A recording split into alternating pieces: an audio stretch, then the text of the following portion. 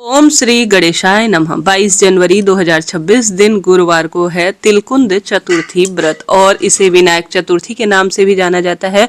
शुक्ल पक्ष की यह चतुर्थी अपने आप में कई तरह के दुर्लभ और श्रेष्ठ संयोग के साथ है। आइए इस वीडियो में जानते हैं पूजा विधि, चने की दाल का सर्वश्रेष्ठ उपाय और साथ ही संपूर्ण शुभ मुहूर्त कौन से उपाय आप इस दिन कर सकते हैं ताकि नौकरी, विवाह, रोग और कर्ज से मुक्ति हो और सौभाग्य में वृद्धि हो। इसे वरद चतुर्थी व्रत के भी नाम से जाना जाता है। अगर आप चतुर्थी व्रत शुरू करना चाहते हैं ना तो अभी शुक्ल पक्ष का अच्छा समय है।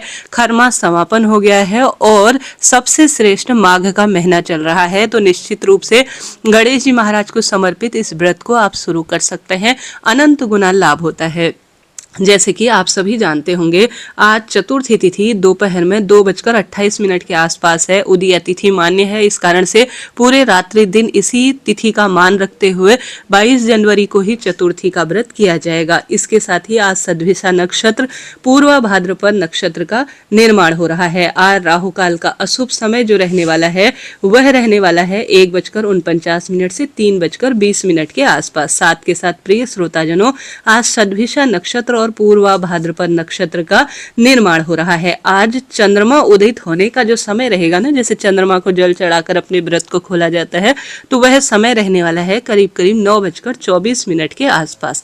आप सब जानते होंगे यह दिन किसी सर्वश्रेष्ठ दिन से कम नहीं है माना जाता है। शास्त्रों में लिखा गया है, अलग अलग शास्त्रों में अलग अलग वर्णन मिलता है। कई शास्त्रों में मिलता है कि जो भादो महीने की चतुर्थी होती है उस दिन गणेश जी महाराज का जन्म हुआ था, परंतु कई शास्त्रों में ऐसा वर्णन मिलता है कि गर्भ से जो जन्म गणेश जी का हुआ था वह माघ महीने के शुक्ल पक्ष की चतुर्थी अर्थात विनायक वरद चतुर्थी के दिन जन्म हुआ था। सबकी अपनी मान्यता है। गुरुवार होने के कारण यह दिन और अधिक श्रेष्ठ और शुभ हो गया है। अभिजीत मुहूर्त अर्थात हर कार्य की जीत का समय 12:16 से 1 बजे के आसपास तक रहने वाला है। यह दिन अपने आप में बहुत श्रेष्ठ है। इस दिन सुबह लाभ का चौघड़िया सबसे श्रेष्ठ है, जो कि जीवन और भाग्य की रेखाओं को प्रबल करने के लिए हो रहा है। प्रिय श्रोताजनों, आइए इस दिन पूजा विधि उपाय आइए जानते हैं।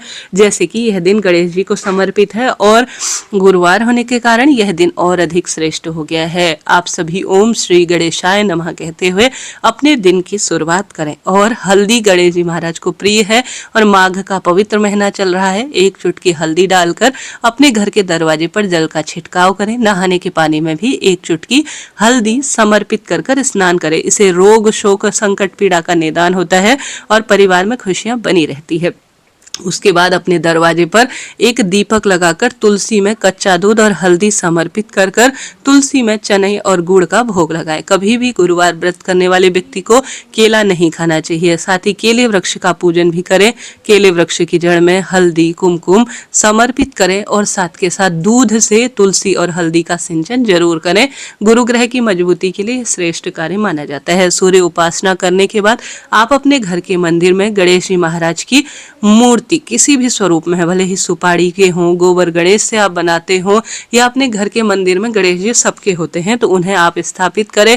ओम श्री गणेशाय नमः कहते हुए आप सभी इस दिन जो विशेष भोग लगता है, शास्त्रों में कहा गया है तिल और गुड़ को कूट कर या पीस कर लड्डू रूप में या किसी भी स्वरूप में आप अपने घर पर बनाएं। इस दिन इसे जो है तिलकुंद चतुर्थी अर्थात तिल को कूट कर उसका जो प्रसाद बनाया जाता है वह बहुत विशेष होता है और इसे आप गणेश जी महाराज को भोग लगाएं। कई लोग अपनी विशेष मनोकामना की पूर्ति के तहत, जैसे कि बच्चों की नौकरी, विवाह, रोग, कर्ज और सौभाग्य के लिए गणेश जी महाराज को हल्दी की गांठ की माला भी समर्पित करते हैं।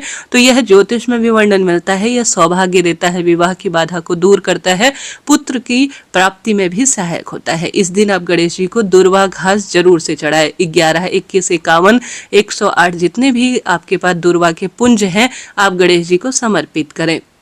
गणेश जी को रोली, चंदन, अक्षत समर्पित कर तिल उनके श्री चरणों में समर्पित करें। उसके बाद विधि विधान से पीले पुष्प गणेश जी को समर्पित कर अपनी पूजा को थोड़ा सा सुबह भी करें।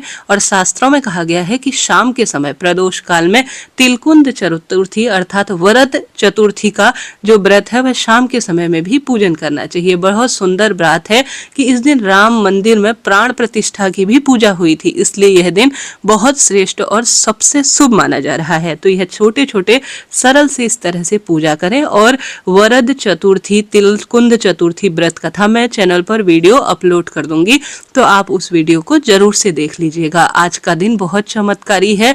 आज गणेश जी महाराज की उपासना, आज जो है तुलसी पूजन, केले वृक्ष का पूजन बहुत शुभ और श्रेष्ठ माना जाता है।